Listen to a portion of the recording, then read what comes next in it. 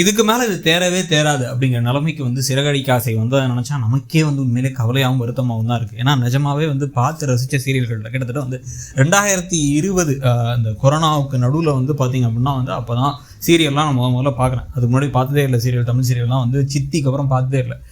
பார்க்க ஆரம்பித்ததுக்கு பிறகு வந்த எல்லா சீரியல்களும் சேர்த்து ஒரு சீரியல் ரொம்ப நல்லா இருக்குங்க, கண்டிப்பாக பார்க்கலாம் அப்படின்னு நான் மற்றவங்கள்ட்ட சொல்கிற அளவுக்கு இருந்த ஒரு முக்கியமான சீரியல் அப்படின்னா வந்து அது சிறகடிக்க ஆசையாக தான் இருக்கும். அந்த அளவுக்கு தரமான கேரக்டர்ஸ், சூப்பரான நடிப்பு, இன்ட்ரெஸ்டிங்கான வசனங்கள், அதே மாதிரி வந்து முதல்ல எடுத்தோன்னே பார்க்கலாம் அப்படின்னு தோன்ற மாதிரி ஒரு நல்ல ஒரு அமைப்பு, ஏகப்பட்ட கதை முடிச்சு இது எல்லாமே இருந்தும் கூட இப்படி ஒரு கதையை மோசமாக எடுத்துகிட்டு போக முடியுமா அப்படிங்கிறது ஆச்சரியமாக நமக்கு இருக்குது. ஒரு மீனாவுடைய கதாபாத்திரமும் விஜயாவுடைய கதாபாத்திரமும் இன்றைக்கி நடந்துக்கிட்ட விதம், மீனா வந்து அவங்க புருஷனுக்கு பயந்துகிட்டே இருக்கிறதாகட்டும், பயந்துட்டு கிளம்பி அங்கே போகிறதாகட்டும், இன்னொரு பக்கம் வந்து பார்த்திங்கன்னா முத்து தன்னோட மனைவி கிட்டக்க எதனால சத்யாவுடைய பிறந்தநாளுக்கு ஒரு போக வேணாங்கிறாரு, எதை மனசை வச்சு சொல்கிறாரு அப்படிங்கிறத சொல்லாமல் திருத்தணும். நீங்கள் சத்யாவை நினச்சிங்கன்னா அந்த குடும்பத்துக்கு என்ன நடக்குதுங்கிற உண்மையை தெளிவுபடுத்தணும். உங்கள் அம்மாவுக்கு சொல்லாமல் இருக்கிறதுக்கு ஒரு காரணம் இருக்குது.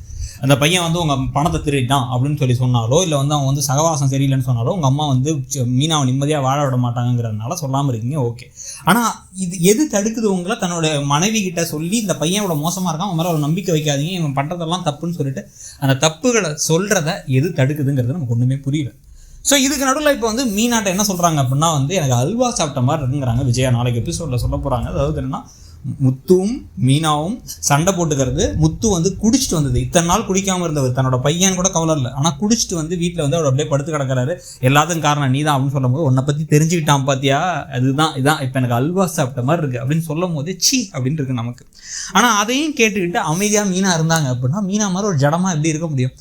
நம்ம வந்து பாகியலட்சுமியிலேருந்து ஆரம்பித்து எத்தனையோ கதாபாத்திரங்களை பல தடவை சொல்லியிருக்கோம் முதுகெலும்பு இல்லாமல் இருக்காங்கன்ட்டு. இதுக்கு மேலே இது தன்னுடைய பூக்கடையை போக வச்சதில் இவங்களுக்கு பங்கு இருக்குங்கிறதுக்கான சந்தேகமாச்சும் வந்திருக்கணும்.